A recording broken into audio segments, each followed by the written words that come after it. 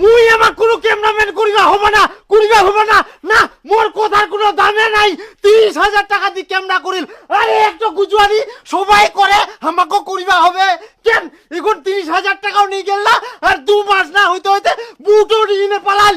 তারপর কে নি পালাল? ক্যামেরাম্যান তয়।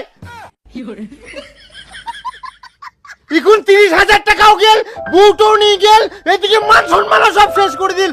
আরে হারামজাদার মুখটা দেখলে তো এখন খেতান দিবা না।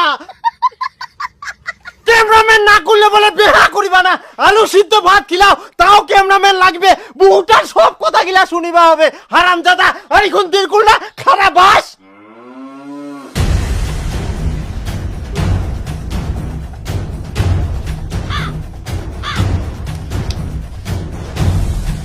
আরে বউটা তো পালাই গেল, এখন এই অ্যালবামটা ধরে শুতে থাকিস।